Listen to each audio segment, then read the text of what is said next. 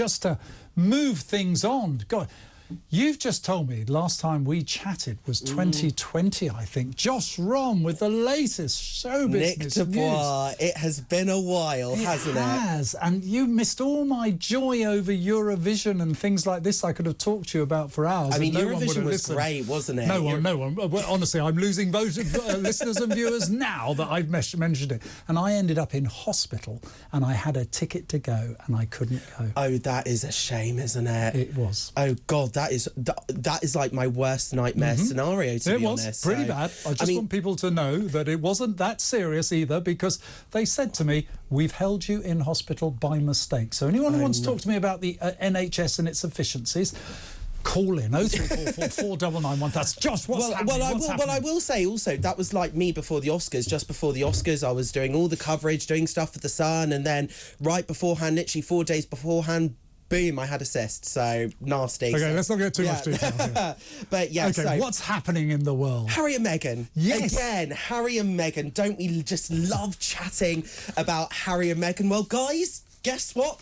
They've fallen out with someone else. Yes, they have, haven't they? But why? So, they have fallen out with David and Victoria Beckham. So, Harry apparently had a very tense phone call with David Beckham saying that he was apparently leaking information to the press, apparently, because we all know how Harry feels about the press, especially the tabloid his mission, press. Which is failing. Oh, yes. Absolutely, it's failing. I mean, just on another note, I absolutely loved in the Netflix documentary how he was going on and on about the royal rota and all about the tabloid press's role within the royal rota, but failing to mention that the royal rota also includes outlets like BBC and Sky News and all of that stuff. And they go on and on about this catastrophic car chase in New York, whereas... Which wasn't, but as you know full well, when you're in the royal family, there are very much strict accreditation requests from the palace, and they handle all of that, and there's things called fixed positions, and then there are very much regulated rules around the press activity, because if they, go outside of those rules, they might get press accreditation denied to them for future events. So I absolutely love them going on and on about privacy, but yes, this is yet another example of Harry and Meghan alienating themselves from Hollywood. So isn't there a phrase for it? It's like you've been markled or something, when they have a pop at you and suddenly decide you're not friends anymore. Yes. It's something like that. Anyway, but the truth is, did they leak? I could see Victoria Beckham leaking. No, I must admit, she didn't. Because I mean, this is David and Victoria Beckham. They don't need to. They're bigger than them, aren't they? They've been in the industry for years upon years, decades. David Beckham was one of the country's most beloved footballers of all times. Well, Victoria Beckham, global, of course, but global superstardom as part of the Spice Girls. You know, they don't need to leak any stories. But of course,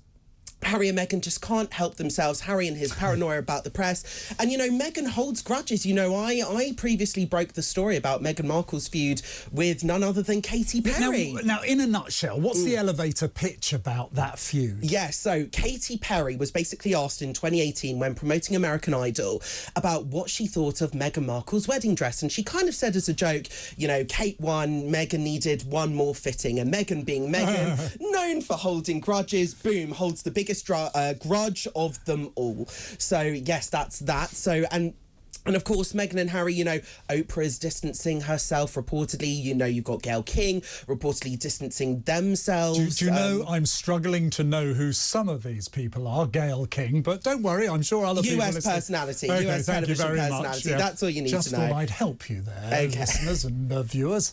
But yeah, so you know, and actually...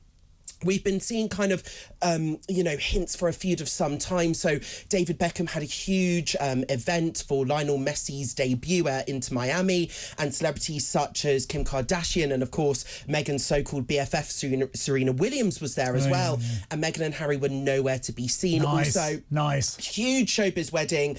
Brooklyn Beckham marrying actress Nicola Peltz as well. Nicola Peltz, the daughter of billionaire Nelson Peltz as well. This was one of the biggest showbiz weddings of the year. They weren't there. not This there is as well. So, you know, there have been signs there. So, come on, what, let's have a sweepstake. When will Harry return, tail between his legs, to the UK, you see? Well, OK, it's a silly question, but well, I'm sure it'll end Listen, like that. there are the rumours of their apparent impending divorce as well. But the thing is, we know that Meghan has either two aspirations. She, one, wants to get either back into the world of celebrity, or two, she's got her eye on a run for office. Yeah. She wants to apparently become president.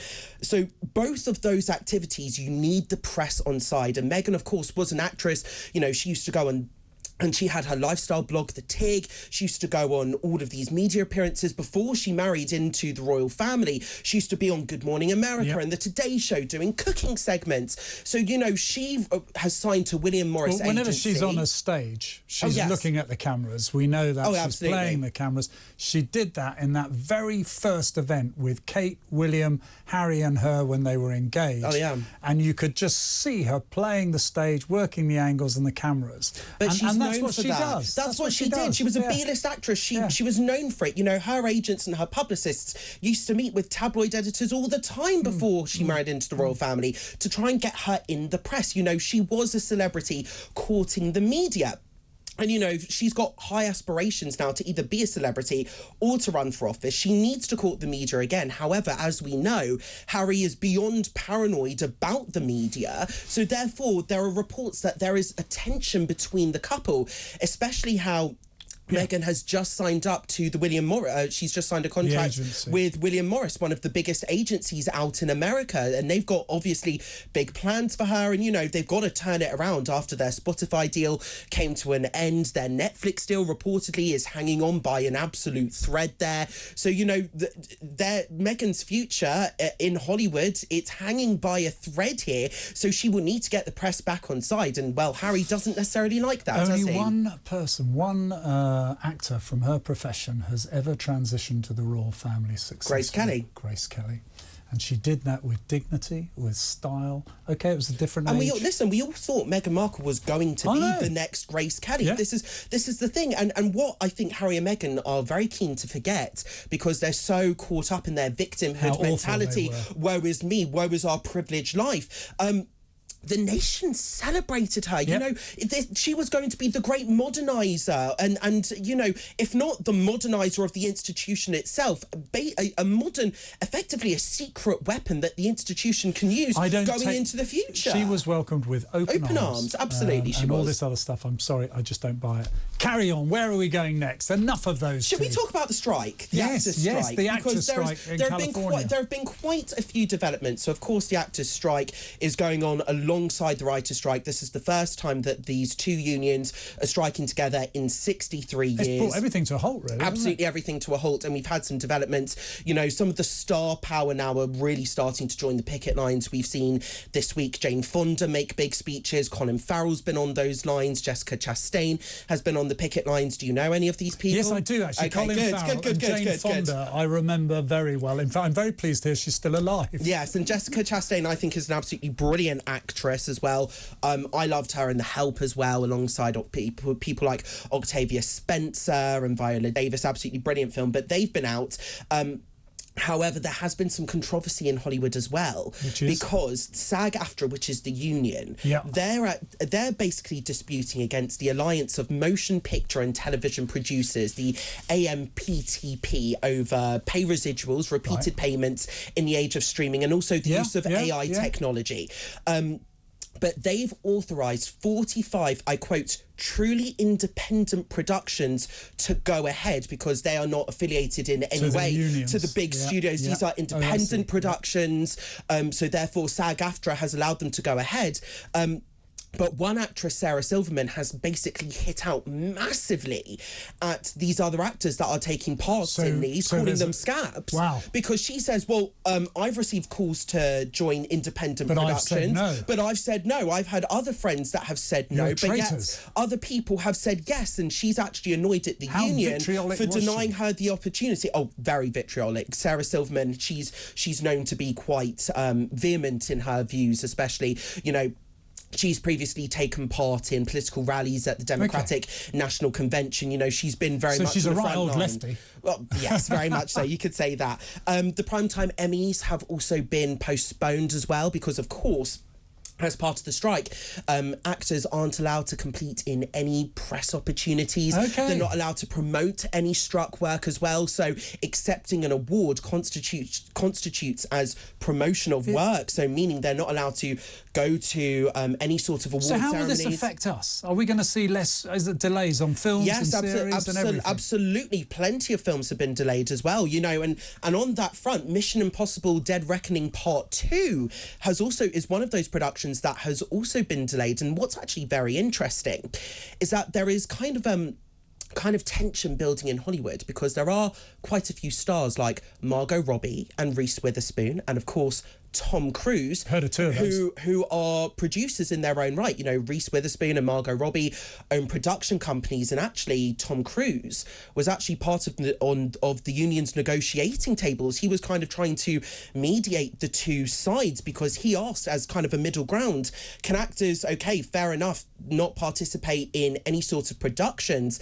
Can they still promote their own movies and promote their work? To which SAG-Aftra actually said no. And actually, you know, I previously spoke to Tom Cruise on the red carpet of the premiere of Mission Impossible Dead Reckoning because you might remember this was one of the first films to reopen production amid the pandemic. And I asked him at the time, you know, did he feel a responsibility to cinema? And are we going to hear that? We're going to hear it, are we? Great, brilliant. No, always. That's why it was like, yeah, we stayed to do it, to make sure that we could make this film. It was a beautiful moment last night to be able to share it with our cast and crew, you know, so that they know what they all accomplished. And do you ever get scared because some of these stunts are really quite breathtaking? Well, the thing is, it's not that I don't get scared, it's I don't mind being scared. I don't mind being a little nervous.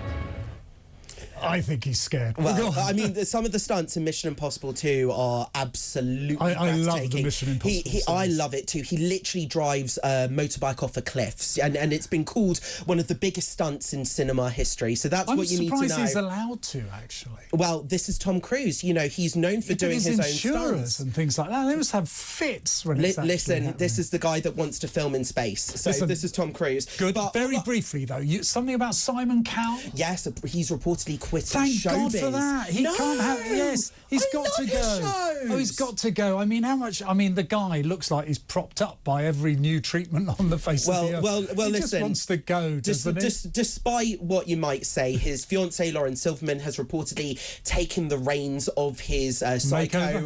not a makeover. His psycho company. And this was after he took a step back, reduced staff levels to take a step back from music. He's only got one television commitment for Britain's Got Talent. I mean, he is immensely talented. He's so talented. I know genius he is, of a brain. Oh, my God, how much do we have to see of him? It's like... Well, not much at the moment, because we're only seeing him in Britain's Got Talent. Yay! And his show Walk the Line got axed after only one season. He wants to spend very time upset about with this, his son, Eric. I'm going to do some counselling during the break. But brilliant. We could do that. Thank you, Josh. Thanks, Lovely to hear from you. Josh Rom with all the latest show business news there. It's Sunday afternoon, and I'm going to watch these Mission Impossible films. I haven't got to them yet. I can get to them, can't I? They're out. Yes, good. It's not all about Barbie and Oppenheimer. Just saying. Listen, you too can join the conversation. We've got 21 minutes of the show, and I've been asking you what went wrong when it comes to crime in the UK. I'm going to get through more calls. You can still call 0344 499 1000, and I got more tweets to read out. See you shortly.